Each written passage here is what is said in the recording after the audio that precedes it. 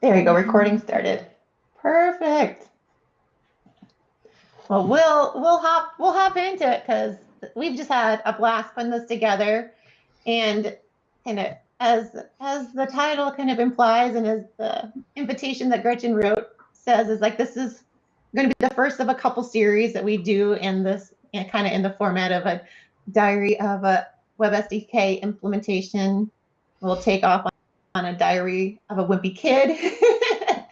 And so we're going to just kind of walk you through what we're experiencing and what we have experienced. And so the first part of this series is just planning it. So planning your Web SDK implementation. And then we'll get into like the first part, like the AEP section of it. Yeah, and I do want to say, you know, feel free if you can turn on your mic, feel free to turn it on and ask a question, but put something in chat or in the Q&A feed.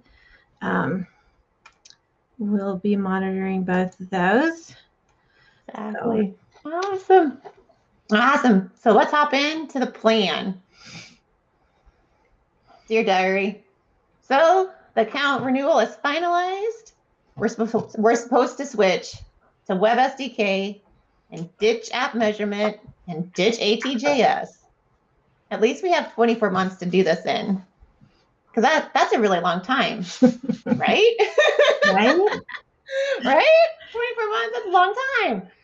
Basically, it's AEP or bust.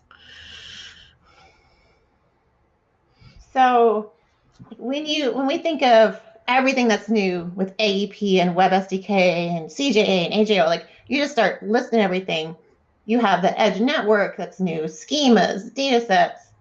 Enable this for profile, Web SDK. You have connections, you have data views. Which, yes, they're kind of like report suites, but not really. You have derived fields, components. And all of this is new. And all of it can feel very different. And it just feels like everything, yes, is new and different. And that can feel like very overwhelming. But we're here to tell you that we can close our eyes, take a deep breath. Don't hold it for too long. Don't pass out. And then let it go. And just know that you've got this. You can definitely do this. And how, like Gretchen and Luke and I, how we've looked at this to remember that we've got this and to help kind of just like stay grounded. And that's kind of funny because I grew up in the country. So being grounded usually means watch out for rocks and sand stickers. But here we mean it in the good way. Like you have that nice cultivated, nice dirt to ground yourself on. We stick with these three things, like define the major areas, plan the parts, and then tackle it piece by piece.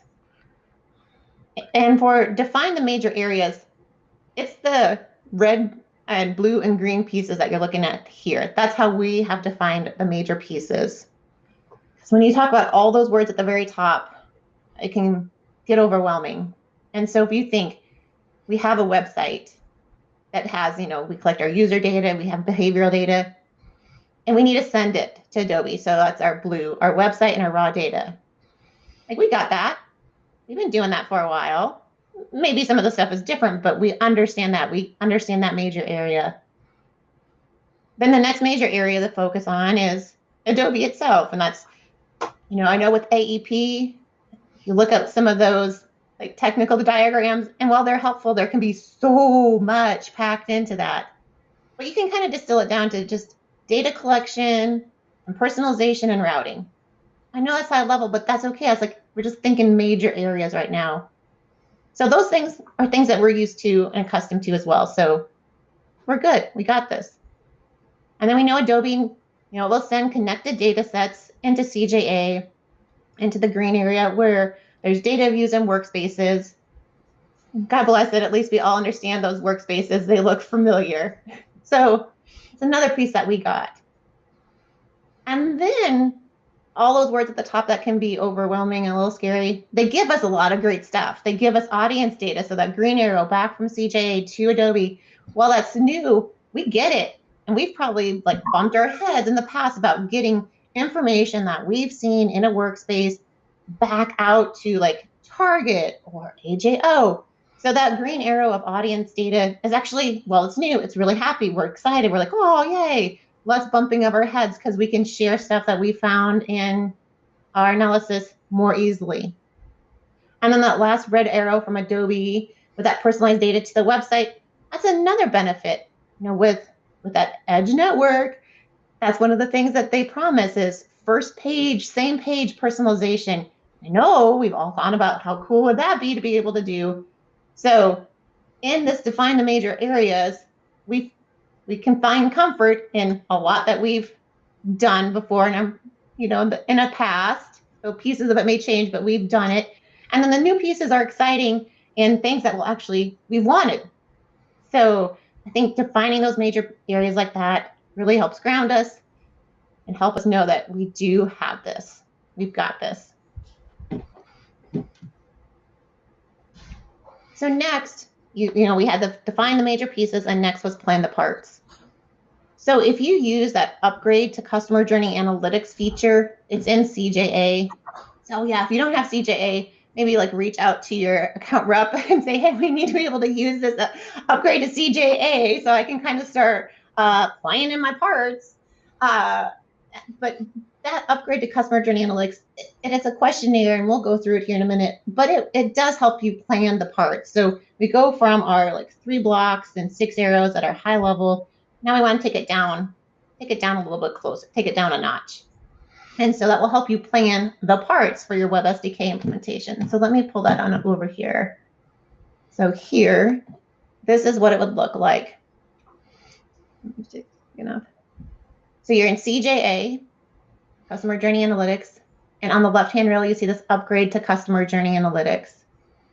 And you have a couple little tabs that you'll go through here, and you'll answer questions about your implementation. So when I'm going through this, it says, hey, how is your analytics currently implemented? And we use extensions. So yeah, it's out measurement, but it's through the Adobe Analytics extension in Launch. So that's what we're going to pick. You can pick, whatever fits your boat, but that's what we're going with right here. And you kind of do see it change down here on the steps that it's going to create for you, or I'm calling it right now the parts. So these are going to be your parts. And as you go through, you can say what features, yep, we need historical data. Yeah, moving components and projects from Adobe Analytics over to CJA. I'll take that help. Gretchen's been working with that. She'll talk about it in another chapter of our Web SDK diary. I'm glad we're not early adopters of CJA and Web SDK because it's made it a lot easier than it was originally. Very true statement. Activity map. We all love activity map. We don't want to give that up yet.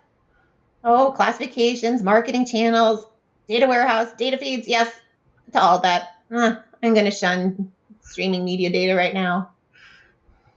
And then what do we desire in CJA? And I desire all the good stuff. So you want to collect data from other sources. And that's one of the things that they say. The reason for CJA, get your retail data, your customer support, your web data, whatever data all together. Definitely want to stitch it with a custom dimension, because once again, we want another feature of CJA is actually a person versus the unique visitor in Adobe Analytics, which is really a unique device. You might have AJO, you might have real-time CDP. Definitely want to integrate A4T, A4T. I don't think we could live without it. Audience manager, we're going to shun that too. When we look at your implementation, I intend to move fully to customer journey analytics. And if you try to go over here and say, I want to keep the product, I think it tells you it's not recommended. And as we go through this, we'll tell you pieces of saying moving fully over to it and using the Web SDK and using that XDM schema. And there's a lot of benefits. And so we'll talk about those as we come up. I want to tailor it. That's where, we don't want the default schema. And I think this one also says not recommended. Can do it. But once again, that default schema, we'll talk about our schema and what we put in it that really has helped make the transition easier. Fine, I'll say tags, but in my head, I'm saying that we're using launch. And anything optional, I'm just going to ignore. So now when we go to review it, you can see that these different steps have been made. And from these steps is what we're going to take to help us plan the parts. Because what you see is they're kind of overarching. Like you have schema, schema, schema, data set, data stream. So we're going to take these steps and look at them as parts. And you can download this. You can share it and download. It doesn't come in this pretty picture. Like when you download this, like I think it just does an Excel file, but it still gets it outside of this, but it's good. We'll take this and we're going to use it. Let me move it back over here so it's out of my way. We're going to use it to, we selected our answers. We're going to use it to tackle it piece by piece. So we talked about defining our major areas, those 3 colorful boxes. We planned the parts with Adobe step-by-step guides. And now we're going to tackle it piece by piece. So if you look up here, you kind of see what we were talking about. So like steps 1, 2, and 3, maybe even 4 were all around AEP. So you see we've kind of color-coded. Here's our AEP. And the next would have been about launch, and then about CJA. So when you use that step-by-step guide, you can put them into these higher level parts. And then you can start dropping in all those words, you know, from that very first screen where we're like, hey, there's lots of new words and it's overwhelming. Well, now we kind of have them in a box and they're not so overwhelming because we understand like, hey, right now I need to focus when we start tackling like piece by piece down here. And yes, we used Excel. So when we start saying piece by piece, we know where we're at. We know the part, and now we're going to tackle it piece by piece. And the words aren't as overwhelming. Like we're now in control of new terminology. You see, when we started this, we said our contract was signed and we have 24 months, which is a really long time, right? Right? And that's what a lot of like your contracts will look like with Adobe is if you're on Adobe Analytics, you can get this SKU and when you renew your contract that will allow you to have both Adobe Analytics and CJA and not have to like double pay as long as you are off Adobe Analytics and on to like CJA within 24 months. So, I mean, it sounds like a long time until you start putting it on in Excel. And here you see we're tackling it piece by piece, and it does take us 2 tabs. So, you know, months 24 through 13 and then 12 through 1. And this will be like, as Gretchen and Luke and I can attest to, probably the fastest 2 years of our lives. And then, yeah, we are tackling it piece by piece. So we are tackling our AEP configurations with our sandbox. So when you sign the contract, it may take a little bit to get a sandbox stood up. So make sure you give yourself like a month, like you see we did here, like, hey, month 24, like we're thinking it's going to take a little bit to get that sandbox stood up. So it may. And it did. It did. Then we're going to start working on our schema. And even though we have the schema here, Gretchen's going to take over here in a couple slides and talk about like a lot of this purple where it says schema was we weren't in the schema. We weren't in AEP typing up the schema. It was Gretchen working on our ERD, entity relationship diagram. And then you'll see data streams and data sets. A little sneak peek. Adobe gives us a little bit of a breather here when we get down here. So we have quite a bit to do up here. And then we get a little reprieve. And then what you'll see is we started, and we'll talk about this even more and more as we get through the different chapters that we do. We started with our most basic site. So we have a few sites that we're in charge of. And thankfully, we have one site that's really just page views, visits, unique visitors, and a few interactions. That's what we started with. And we worked on it and learned stuff, went back to our schema, deleted our data set because we wanted to make some pretty massive changes to what we did in our schema, and we worked on it some more. And then our next site, so how we did it is we staggered the sites to be most straightforward to most complex. And the nice thing with Web SDK and app measurement is you can run them in tandem. So we are running them in tandem. And as you see, anything you run in tandem, you're always going to have Gretchen or your version of Gretchen looking at your data and saying, Sarah, this isn't quite right. So then I need to either go back into the launch implementation and change something, or Gretchen's going into the CJA setup and modifying something, and then we're continuing to run in tandem. And as this outline kind of will outline too how we're doing our different chapters that we're going to do with you guys. So today is the AEP configuration piece, but just talking a little bit more about the plan, because you will have to pull together your plan. We put in here too, like some pink here, this light pink. It's like teammates who use Target, AJO, real-time CDP, and AEM. Like we as like Adobe Analytics people, we're not the only ones impacted when we change the Web SDK. Target, AJO, they also have changes. Now, just like us, they're good changes, but we need to give them time. So you saw a couple months, like what did you see, like 14, 13, 12, 11, 10. We want to give them some time to be in the non-production environment and have hands-on time with that. So when you're making your timeline, keep that in mind, that not only do you want to get your data in the Web SDK format, get it sending, get it pulled in through Adobe, think of our big things, our 3 big boxes, and over to the CJA. We also want to make sure Target and AJO users understand what stays the same and what changes in their world. And then you got to run tandem one more time in production. I know when we made this initial timeline, Gretchen's like, hey, we should run one more time in production in tandem, because even though this feels like a lot, she's like, there's some months where we're not running in tandem. We should do one more gut check. So we're doing one more gut check, and then we're doing the prod deploys. Now, Web SDK and app measurement will run in tandem, but ATJS cannot run in tandem. So that won't be able to run in tandem. So that one would be a hard cutover. ATJS or app measurement and Web SDK, not so much. You have a little bit of a reprieve there, but ATJS won't run in tandem. And as you see here, we do have 5 months of kind of a contingency.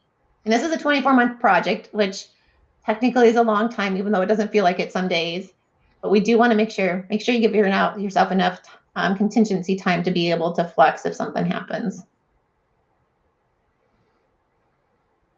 Now, going back to the steps that we generated with Adobe's helpful guide, Gretchen, I just wanted to point out, like, these are helpful. We definitely use them to make those to plan the parts. When we come down into here, Adobe helps out and so tries to say, hey, what's the effort? Like maybe it's more than a month, or it's less than a week, or less than a day. And that's great that they're trying to help out. But we want to let you know, like, yeah, it definitely took us more than a month to architect the schema. Like it took like 2 to 3 months to get the majority of the variables grouped. And that's what Gretchen's going to go over. So making that ERD was big. And then step 2, like actually creating the schema, like going in and typing stuff up, like in the UI. Yes, it could have been less than a week, but we, as you saw, like ours went way across. And that's because we started with the basic. So like I said, we started with a site that just had page views, visitors, visits, and a few interactions. So basic. And that's what we put in our schema. Like we didn't build, even though Gretchen had the whole ERD there, and we could have gone bonkers. We're like, nope, we're just going to do what we need for this first site. And then we're going to keep adding to our schema as we work through it. So our schema is still getting created. So it was not less than a week, but that's okay. Like, I just want to say you can do it however you want. Like, we want to give you permission, because I think sometimes when something's new, we're like, oh, they say it's less than a week. I got to make sure I'm doing this in less than a week. And I think sometimes you just need to hear it's okay to not have it in less than a week. And this is why it's okay. This is why we are taking months to actually create our whole schema. Yeah, if it's the first time you're going to do something, it's probably going to take a little longer than the experts evaluated it at. And then like enable for profile. This is something you hear a lot. Like, you have to enable for profile to be part of real-time like CDP, real-time CP, or customer profile, edge network, all that stuff. And yes, definitely need to do that. But we've not turned that on. Like, we have not enabled anything yet for profile, because that puts on some constraints that we just don't want to deal with right now. Right now, we want to be able to be very flexible. We want to be able to go back to our schema and delete stuff. And that's okay. I'm going to give you permission to delete stuff and delete your data sets, to make those like breaking changes to your schema. Like, it is okay. We've done it. You can do it. We've done it more than once. And we're very happy for it. But that's why we're not turning anything, we're not turning on profile, because that just adds a layer of complexity right now that we don't need. And at this point, when you look at our plan the parts and tackle the pieces, that's okay. We don't need it yet. So even though Adobe says step 3, and it's good, and we need to know it, and it is part of our plan, we are making it like step last. So this is not happening until, not even yet. And we've been doing this for a while. So this is going to be much later than step 3, but that's okay. And that's our reason for doing it.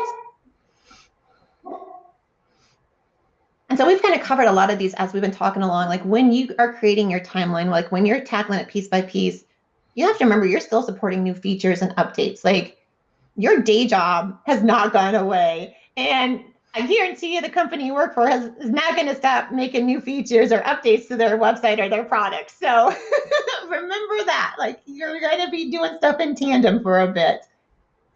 And I think all of us are in like this technology career path because we love learning. And this is a lot of great stuff to learn, especially when we're grounded and not, we got our grounding on, but in good sand, no sand stickers, no rocks. But it does take some time. So make sure you think of that too when you're doing your timeline. Like we talked about, our orange was run in tandem. And for some of our stuff, even though we use launch, and you can deploy anything out of launch at any time, there are times that we need to make sure that we follow releases that the company's doing. So, make sure that you're thinking of your in tandem releases and talking with your stakeholders.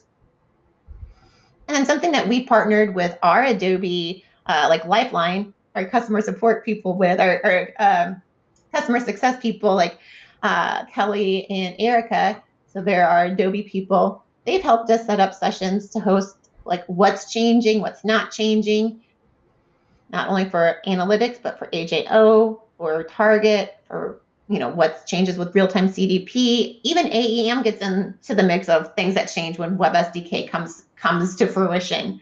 And so they were really great at putting on some sessions that Adobe hosted, so we could just come and listen. So we treated it very much like college, like you teach us, like you're the professor, you teach us. And then, remember those pink things we looked at our timeline? That's that hands-on piece that everybody gets to have. And then also, like, your company is not stopping making new features and updates.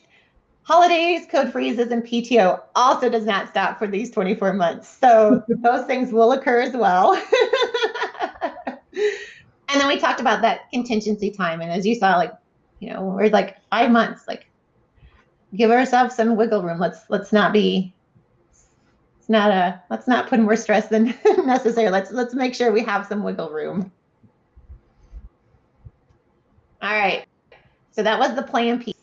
So we defined the major areas. So we were grounded. We used Adobe's steps to help plan our parts.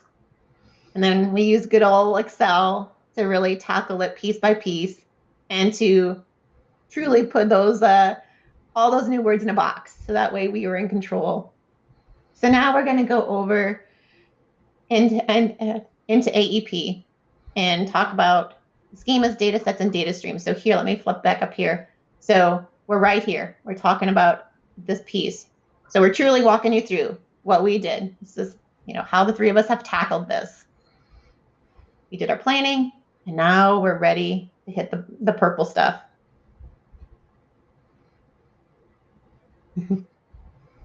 So, dear diary, if anybody asks, yes, we've listened to Daniel Wright's schema videos about 1 million times, and we most definitely can recite them backwards.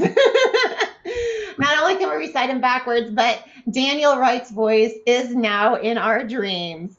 I'm not kidding you. Like last night, Daniel was in the middle of this dramatic XDM soliloquy, and while all that was happening, I was getting chased by a field group monster. Oh, but don't even get me started on ERDs. It's more like ER. Ugh. So I'm going to turn over to Gretchen here because, like I said, before we even went into the schema, Gretchen spent months working on this ERD. Gretchen, take it away. Okay. And Sarah, there's a question in the Q&A tab. I'll leave for you. I think you're a little more on that. But we were not done with Excel. I will never be done with Excel. So we spent, and when Sarah said it took months, yes, it was, but it was in between day job stuff. So it does take a while. And this is something that, you know, we talked about, we've made changes to. Flexibility is key because you're not going to get this right the first time. So, you know, we really, you know, essentially went through really all of our custom dimensions as well as the standard dimensions, and how are we going to group them or put them together? Do they fit into, you know, an out-of-the-box schema versus having to make a custom schema? But this is a really good way just to make sure you have everything accounted for. So, you know, before you start this, take a look at your custom dimensions and props. What do you actually use? Do you have, you know, dimensions and that you can turn off? So it's an excellent time to do a little cleanup before you start on this path. And so just making sure that we could check mark that we've accounted for everything that we're wanting to track, and where do we put them, and then, you know, make some logical groupings based on what type of site you have. You know, where we have, like for articles, we capture some like publish date and kind of a category. So, you know, grouping that stuff together. It's not page data, it's part of the page data, but it's for a very specific type of page. All of your campaign data, whether it's, you know, search or email or affiliates, you know, that we are going to be tracking. So kind of group all of that together. Identify what is going to be event data. So all of your time-based, so any, you know, any action that takes place on your site. So really think about all of the rows in your data feed or your clickstream data. You know, that is going to be all event-based versus, you know, classifications, because you're still going to want to do classifications. So that is going to be your record, your custom class. So we have that in our yellow. So, you know, we have a code for affiliates, but we want a friendly name to show up. We've got some promotion codes that we want to be able to decipher a little bit better than the random strings that they are. So think of that and how your promotion or your record or classifications are going to tie back to your experience events up here. And then, you know, although we haven't turned on profile, how are we going to be identifying the customer? What are all the different ways we collect something that we could use to identify a customer throughout the different places on our site? Pre-authentication, like your ECID or Marketing Cloud ID, and post-authentication, and then and if you have, you know, different parts of your site that collect different information, that, you know, we're all on the same page of that. So we're all kind of grouping that together.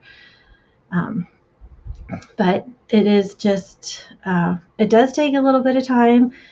And then, you know, while this is going to be mostly your dimensions, you know, what events, because you'll see in here we'll have, I don't know if I have any events here, you know, there are no events in Web SDK. You're going to kind of create all of those later is one of the big differences. So just how are we going to identify the events that we have? so we can kind of recreate what we're tracking. So those are really important things to keep track of, and like I said, just have those good lists so you can account for them. And then, like I said, there were some things we arranged, some things we like, maybe we don't really need that piece of information, or we'll have it in a different place.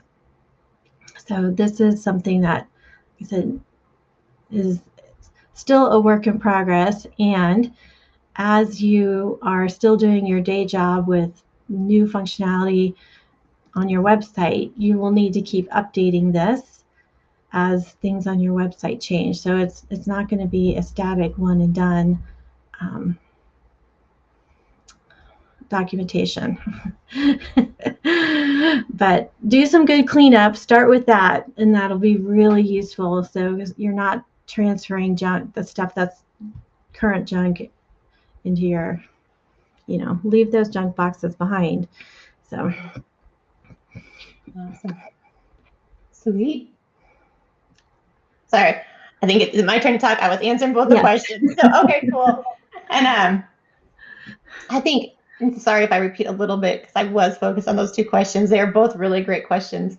And even if Gretchen said it, I'm going to reemphasize it.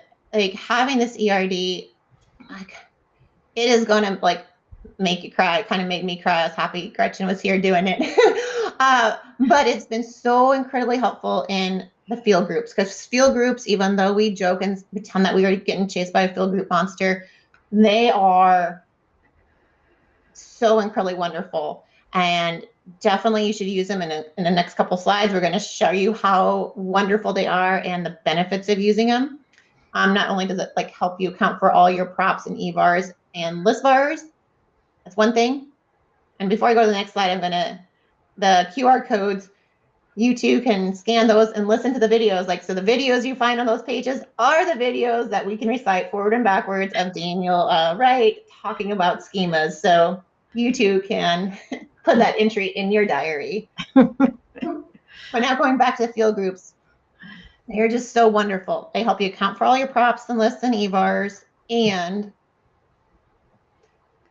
definitely make sure you read about them. So now you're probably like, oh goodness, Sarah, so much documentation, so much reading, yet another QR code, but it is worth it. So there are quite a few out-of-the-box field groups. And even if you don't have access to AEP to like go into the schema, because yeah, you can go into the schema and look at field groups and search there, and it's really slick.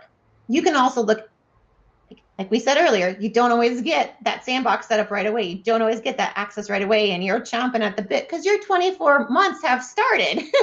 So take a picture, scan that QR code, and just like do some old school reading of like, text of documents, of articles. And it's not a 1-for-1. I think some of the stuff out there, might not be as nice of being able to get into AEP and look at it that way, but you still, and that's how Gretchen and I did it. Let me close my door. Yeah, and just let everyone know, we'll have we'll post the deck, so if you don't get the QR codes now, you'll have access to them later to download. They'll be on the OG site, so it'll be there. But using those out-of-the-box field groups and some even data types, you can automatically receive data.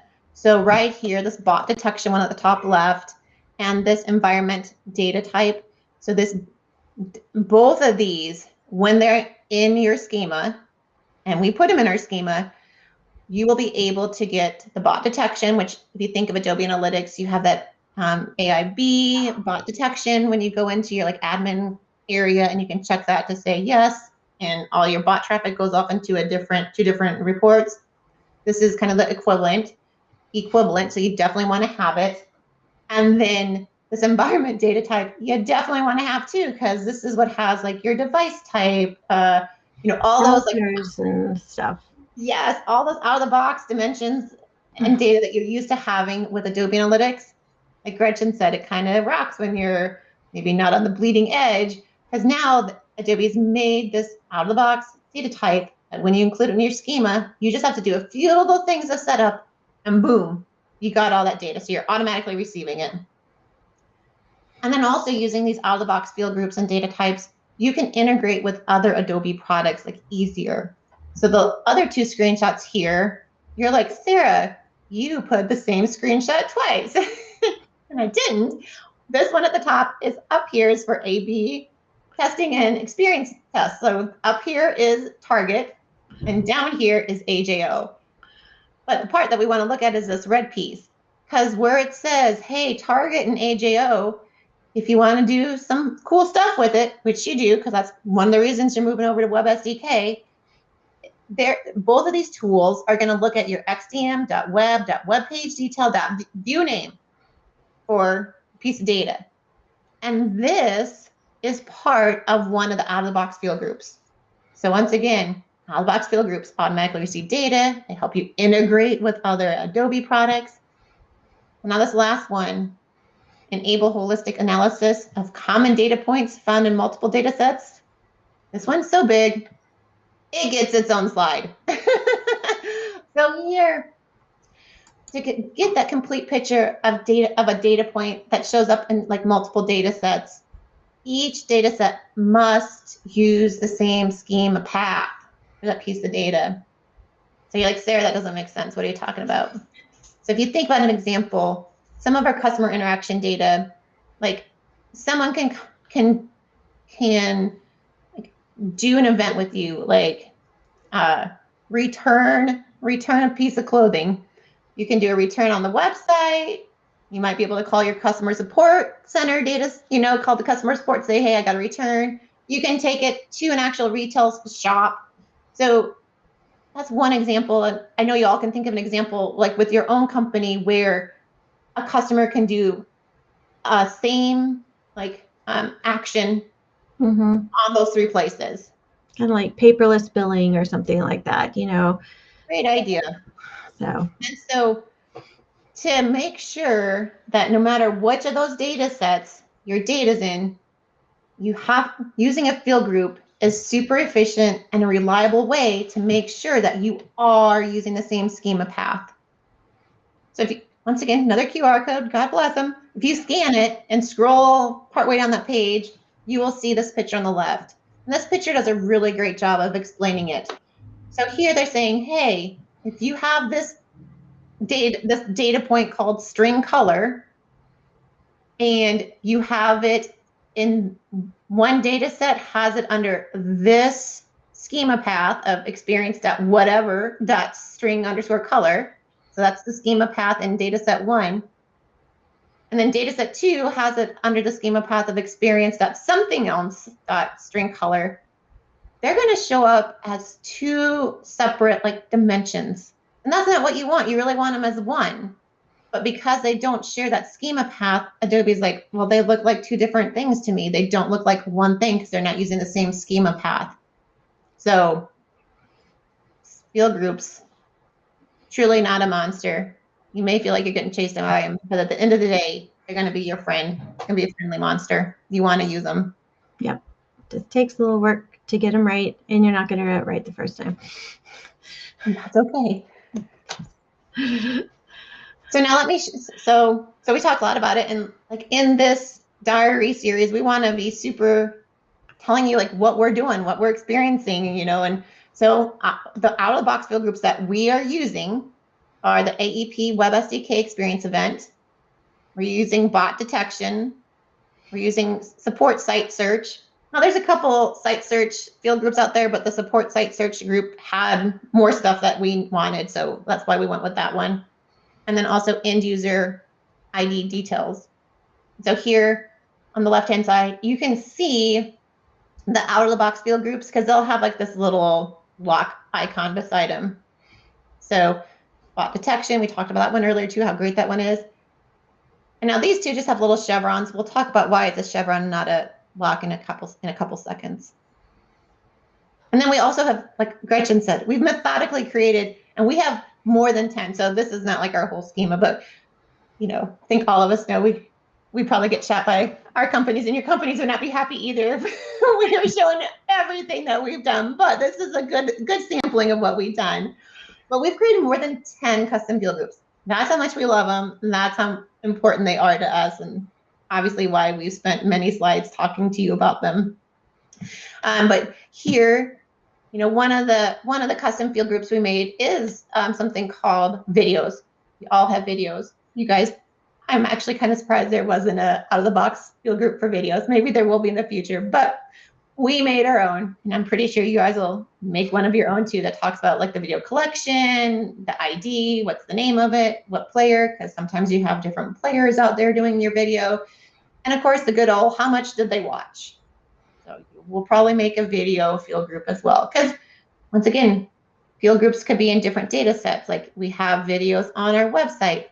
We could have videos in other places.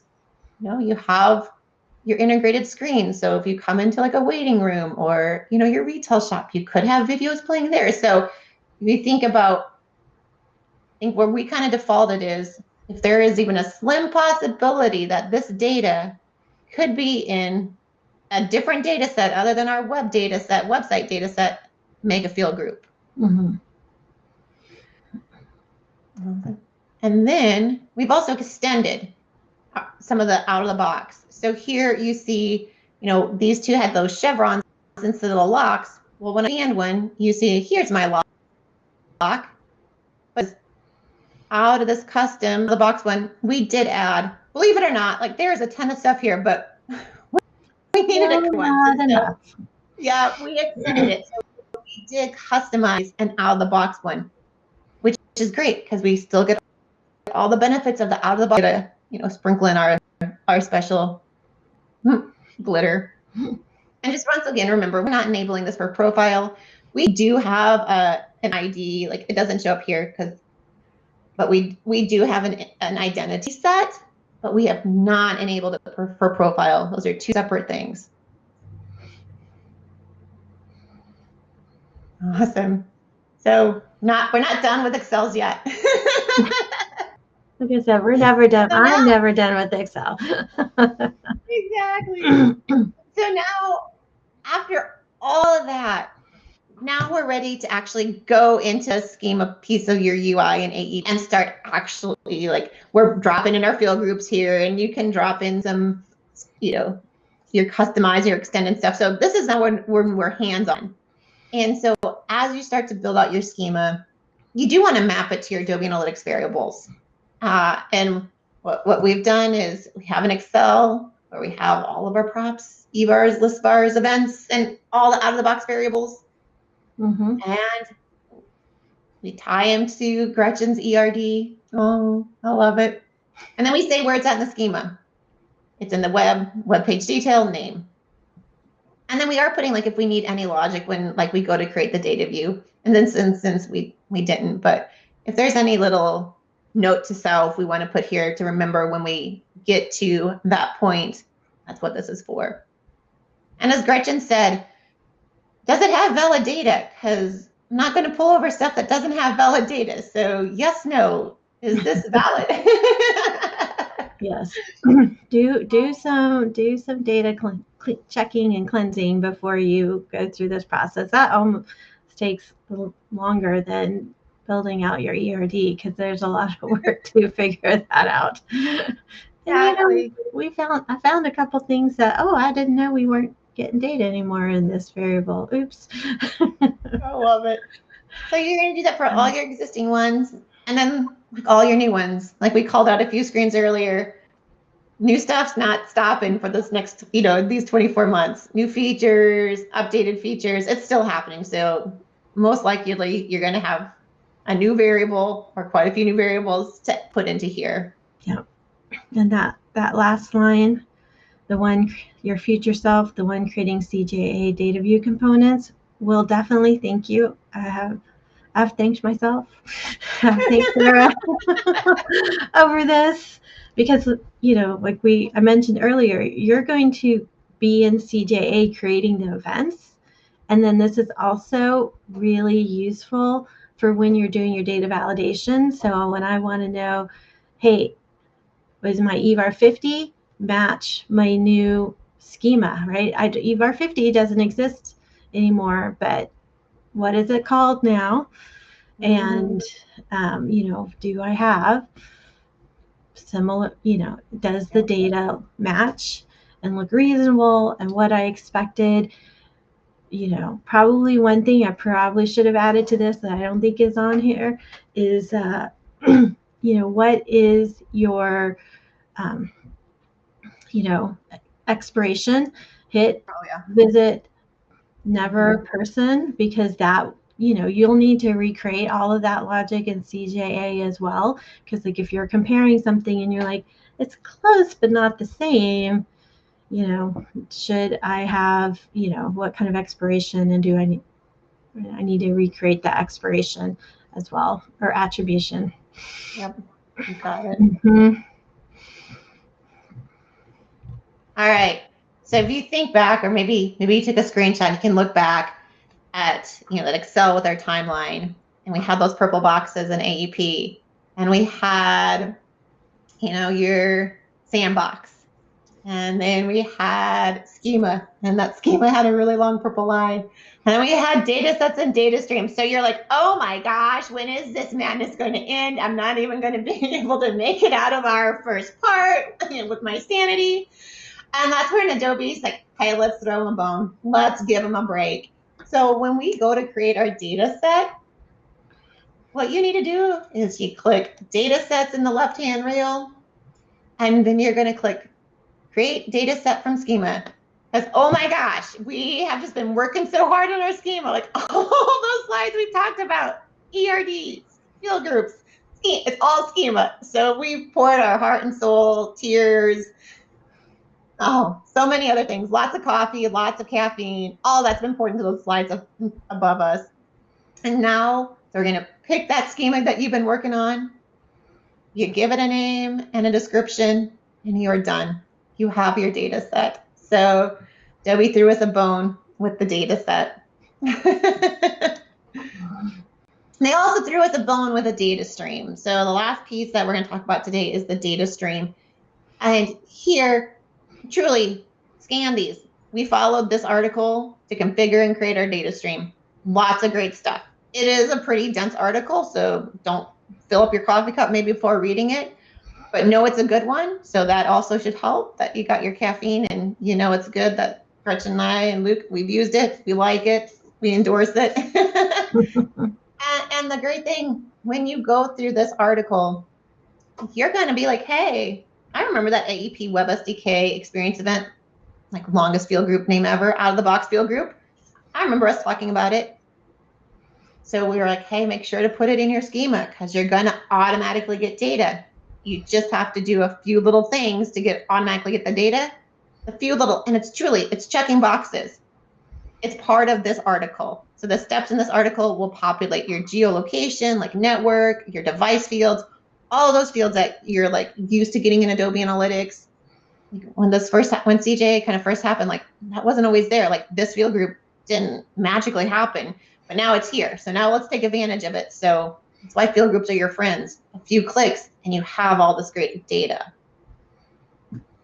And then also follow this, scan this, much shorter than the initial config, but to configure your bot detection. So once again, this is something we talked about above, like both of these field groups are truly ones that we put in and we are using in the bot detection schema, field group, it's in our schema. And once again, there's just a few little clicks, like check marks, check, and bot detection is enabled. Mm-hmm. And you'll be able to, I mean, that field group is just one item. It's like a bot score, I think. But that one field Gretchen has used to be able to segment out bot traffic when we're running stuff in tandem. I will warn you, bot detection and Adobe Analytics and CJ are a little different and drive you crazy trying to match numbers sometimes. But, but you know, it is handy that it's there. So these two things with data streams, you're like, well, that's great, Sarah. Thanks so much for telling us that you endorse these articles and for saying like field groups rock. But they're like, give me a good piece of data. Give me something meaty. So this is the meaty thing I'm going to share with you is like, sometimes you hear set it and forget it. This is set it and don't forget it. So when we think about like our big picture again, So we worked on the schema, and the schema says it's like the format of your data. So we worked on the format of our data for a long, long time. And then the data set is what just holds it. So your data set pretty much just has a name, and it's tied to a schema because that's how any data in this data set needs to match that format. So that's how you can think of it. Schema is your format, data set holds it, everything inside this data set has to match that format. So now that I'm sitting with my data set, it's empty, it doesn't have anything in it, and that's where the data stream comes in. The data stream is what takes the data from the website or your app and says, okay, I'm going to put it into this data set. And now your schema says, it's kind of like the bouncer. It's like, hey, data coming in. Do you match the format? If so, come on in. Welcome to the data set. Otherwise, it shuns it. It's like, nope, you're not coming in. So that's how these pieces work together. This is what we've created so far. And so you're all excited. You're like, oh my gosh, got all these pieces put together. And I'm jumping ahead a little bit because I'm saying like, hey, we got all our pieces here and we've actually done work in launch and we're sending data in. So skipping ahead a little bit, the next episode or our next chapter, we'll talk about launch and debugging, but I'm giving you a little nugget here beforehand. If you're seeing your data leave your website and it's passing inspection, like in the debugger, it's thumbs up, you're like, you're golden, there's no problems with your data, and you go to your data set and you see no data. Don't panic. Well, you can kind of panic because I did. I was like, oh my God, what did I do? So I did panic, but Gretchen's right. Probably shouldn't panic. But now we won't panic because what had happened is I had deleted my data set, which is great because I'm empowered. You're empowered to delete your data set, change your schema. Well, my data set name kind of changed just slightly. And so that broke what I had set up in my data stream. So my data stream says, hey, where should I put this? And when you click on the name of your data stream, and then you'll see the services put on that are affiliated to your data stream. Click on these 3 dots and hit edit. You'll see this screen. And so like Gretchen said, don't freak out when you don't see data in your data set. Come here and make sure your data stream is pointed to the data set that you expect. And if you're like me and you deleted your data set and slightly changed the name and forgot to come here and tell the data stream, hey, I slightly changed my name, it just is not sending the data anywhere. Like the data stream doesn't exist. It just drops it. There's nothing there. And so that's the tidbit is, next time when we talk and we are talking about sending data and we're all happy because it finally passed the debugger, we don't have any validation errors, but we still see no data, come in here, take a peek, make sure it's going to where you're expecting to see the data. So that's the end for now. This is the first chapter in our saga of Diary of a Web SDK Implementation. We clicked, we configured, we questioned our life's choices. But we did. So this has been a lot of fun, and the next session we have, like, we'll be getting out invitation to it, but we're going to be covering, like, once again, our next. Go back up here to our plan the pieces. So today, we talked about our AEP configuration, and now next we're going to talk about our launch implementation and some debugging. Might dabble in some CJ setup. So we are going to do this and tackling it piece by piece with you guys. So we greatly appreciate you guys being here. Yeah, look for that probably, I don't know, first half of December. I think we talked about making sure we get that out before everybody's out for the holidays. So exactly. Is there anything? I know we're like kind of getting close to time, but was there anything in the chat that we should take a peek at? I know, Mark, you're talking about how you're going to an EDDL, so an event-driven data layer, in conjunction with this. One thing that we were really lucky is that we already had an event-driven data layer in place. And so when we are doing this migration to like CJA and re-implementing or implementing Web SDK, the developers are so incredibly happy when we're like, no, you don't have to change anything because we can just pick up the data the same way. So that was a joy to them. So, but you're right in the thick of things like with your developers then. So I think, yeah, would love to. Next time we'll have to make sure we can let people talk. Sometimes that just doesn't. Sometimes this platform lets it happen, and other times it's kind of a pain. But you can watch that in the setup, I guess. Yeah, I think hopefully, agile waterfall. I don't know. I mean, usually you just kind of have to go with what your company has, in place if they're waterfall or agile. But hopefully, my wish to you is that you have like one developer who is really an analytics person, at night and loves this, and like you can just lean on them and really work with them and figure out the best way possible to do that, because that's a lot of moving pieces. You've added some more parts and pieces to your Excel.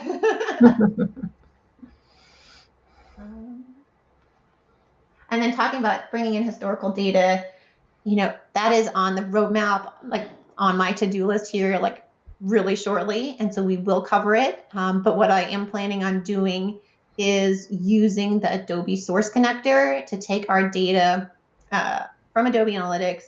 And then we will have to use like data prep and to map our Adobe Analytics data to our new Web SDK format, because it's the same data. We are collecting, we're not changing our data layer. I just said, hey, we're using the same data layer. So we're collecting the same information. It's in a different format. Mm-hmm. And so the plan is to, use that source connector and map to our new Web SDK format. We are doing the Web SDK in its own sandbox, so that's where I'll be mapping it to. Because we do, in our prod sandbox, we are using the Adobe Source Connector to get the Adobe data up and using it like just kind of in that basic Adobe Analytics schema. That way we can have it in CJA right now. Like I think a lot of people are doing that, and it's great because you get your business and everybody starts loving on it. And so then when you say, hey, let's go to Web SDK, they're like, yeah, because it opens up even more doors. So it's really great. So that's how we're planning on doing it, is the source connector to a different sandbox than we're currently using our source connector. Mm-hmm. And so that will be something we talk about. So right now I'm not crying. I may come back with some tears in my eyes when we talk about it for reals. Yeah, so we are in the middle. We have not completed the 24 months yet. So there's still more to learn and share with you all. So we wanted to just kind of, share with you what we have done, what we've already done, and kind of what we're doing. But that's why, yeah. So we're excited that we'll be able to share more with you as we get further along in the process. Yeah. So. Well, awesome. Well, thanks, you all. Have a fantastic rest of your evening. See ya.